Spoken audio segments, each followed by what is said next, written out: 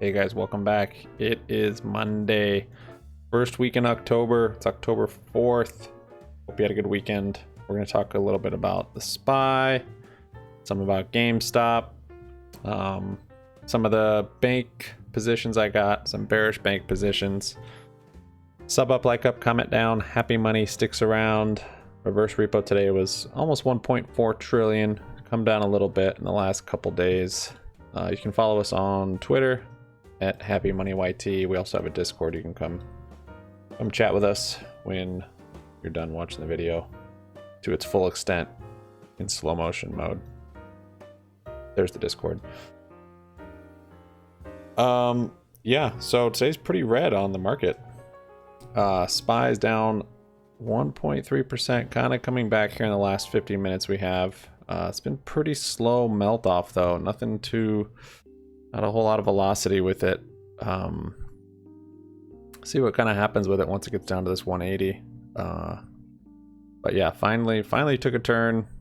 Now we've been in this downward trend for about a month now since the top. But you don't know it when it's here. Except for we did see those big candles and we said this seems different. I think this is actually it. Sure enough, every day is turning out to be it. And I don't think we'll make new all-time highs anytime soon. We might bounce off of this eventually and come back up and get close, but probably not. Probably bounce and much lower highs and then keep going. Short term on SPY, I'm not sure. I mean, it's like real short term on the hourly, it's still bearish. We've got red under the 9. We've got bearish MACD. We've made a lower low here. This is a lower high than this high, so it's trending down. Tomorrow, hard to know. Might just kind of consolidate some since today was so red. But overall, I think we're bearish. Might see maybe some upward price action tomorrow to get us a little closer to that 9 moving average trend. Still waiting on a big down correction, couple of days for our bearish plays to really make money. We can sell credit spreads and that sort of thing, but yeah. So that's the SPY. GameStop. Computer share accounts I think are up to like 430,000. We'll look at the dark pool numbers and stuff, see what that looks like. Still in this bearish trend. We did have kind of this sign of potentially a bottom, a reversal, a support, shoulder, the head, the shoulder, kind of an inverse of that. Today's looking like we're just still kind of in that downtrend though. That being said, GME is just so spastic and just kind of jumps around all over the place, so possible it jumps up real quick. Also, now that we're getting close to this moving average, this is kind of a key point to me as a moving average TA trader, I guess. The short term and the long term. And when they get close and when they cross bullish, when they cross bearish. So if we do cross over this, I mean, today's candle, I don't know if it'll close below it or not on the daily. It's just random, crazy, weird price action because of no volume. I don't know if it'll close below it or not today. It seems like it will. And yeah, so we'll see. I'm either thinking consolidate and kind of somewhat stay above this and use this as a support, this 180 moving, and then lift off, like bounce hard, because this is, as a support, this is, a support, and you can get a lot of buying pressure from that if that's used. And if it's not, this would also be a spot where people would sell. So if it starts to drop through,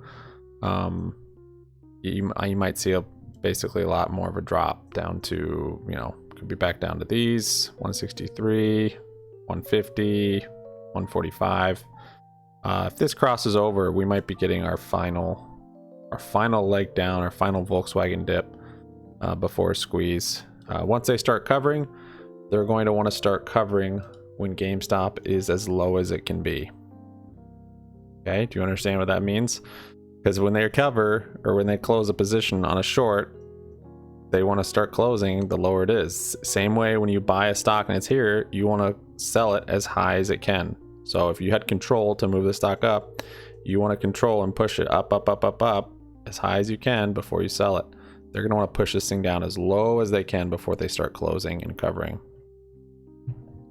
So it's gonna you know, they're going to probably dip it as much as they can before we see serious closing. Looking at this 180 moving average, GameStop hasn't been below it in over a year. And you can see anytime we've kind of used it as a support, the price action we've seen. It came down here, didn't get super close, but this was basically using it as a support. And kind of consolidated on it, ran up on it, and then exploded off of it. There were probably other reasons. This could have been, you know, failed delivers or futures rollover, whatever that is, you know, whatever theories. But just using it as a technical indicator, you can kind of see. It had other times when it popped when it wasn't on the moving average. But you can also see here where it came down on that moving average in February. This was the lowest it got, the closest it's got to that moving average, and then blasted off of that. And then even all the way back here, it was kind of just trading around that moving average, so more consolidation around it, up and down. But once we got above it, that's a very bullish signal, short-term crossing to long-term, and then that's when we took off. To compare it to SPY, to give you guys kind of a little example, SPY kind of did the same thing, kind of got above it, used it as support, and just kind of stayed bullish ever since then. All the lows were higher, stayed above it, stayed above it, stayed above it. We still haven't crossed over bearish on SPY. I think once that happens, we'll be coming down quite a bit.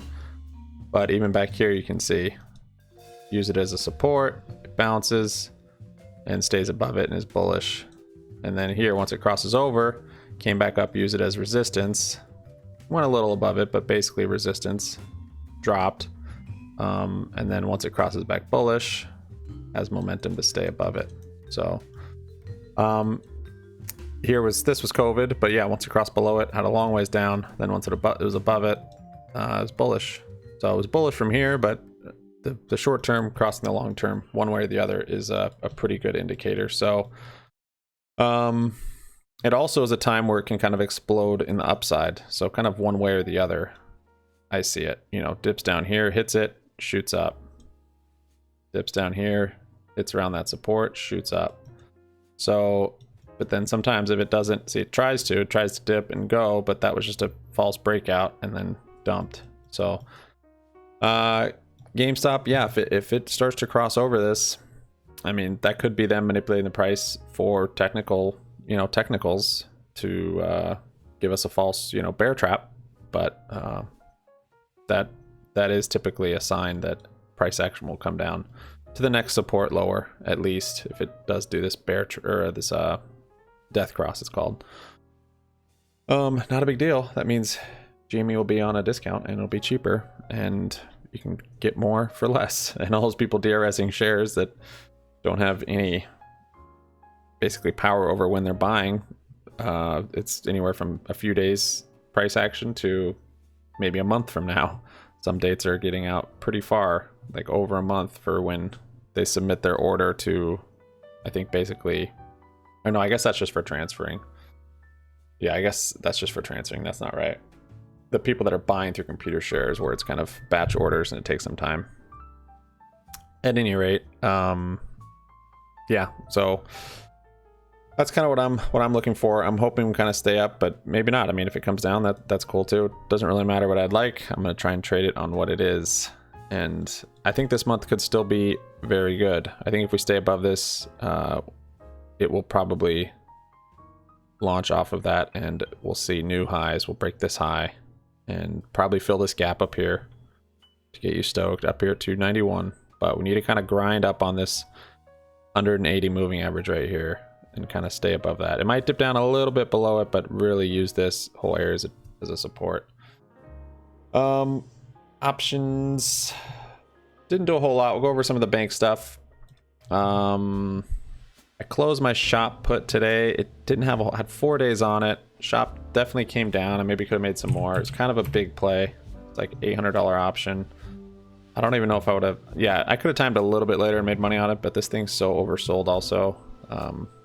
It looks like it's going to keep falling off, but already 28 on the RSI. It's pretty far down there. I expect a bit of a bounce before it drops even more.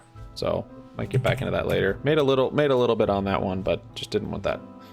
Didn't want to hold that one. The time decay on it's crazy on the same week. Bought 74 Credit Suisse puts. These are November puts, November 19th, $8 puts. There's a big spread on them, so because they're it's a cheap stock and they're out of the money. I did buy one SPY call today just for America, and I bought Bank of America puts, 40 strike, October 29th. We got 13 of those, and then Morgan Stanley, October 29th, 90 puts. So those are actually, cause some of them are already up today. So I picked strikes that seemed like a good deal on the ask. Kind of the way I helped price or pick what strike I wanted, as well as looking at the chart. They've kind of gone back and forth today. They're all up a little bit. VIX plays up today. UVXY too far out of the money. I'm not sure. SPY will have to do something crazy for this to end up working out. I didn't sell any covered calls in GME. I'd like to see some IV and premium push back into it before I do.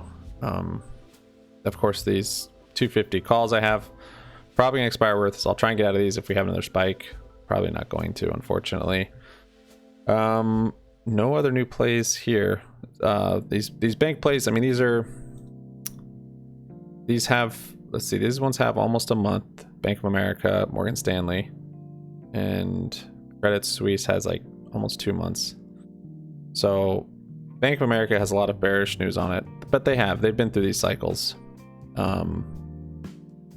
It's possible they're like one of the biggest bag holders for the short position on GME, and of course all these banks closing down, all these Bank of America's closing down, really without notice even, which is kind of strange, I think. Yeah, and then I can't remember the reasoning behind Credit Suisse and Morgan Stanley, but there is reasoning. And if you look at their charts too, Bank of America is actually the only one where the chart is not really bearish. It's pretty much bullish in every sense. It's got a bull flag here. It's got bullish MACD. It's got green over the 9. Actually kind of made new highs. So not sure on this one, but all the news on it and what I've read on it, I want some more exposure. And this could be a false breakout to the upside. Hard to know. There's a weekly chart of it. So weekly, it looks a little bit more bearish. We've got a bearish MACD.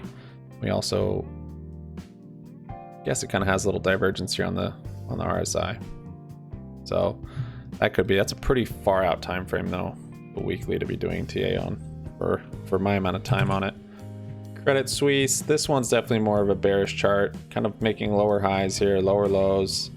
We've got bearish MACD, took a big dip here, bounce back. This is kind of a perfect time to get into it because the momentum never fully shifted bullish on this, even with all these days here. So I think this one could be good. This is what, at $8, I think.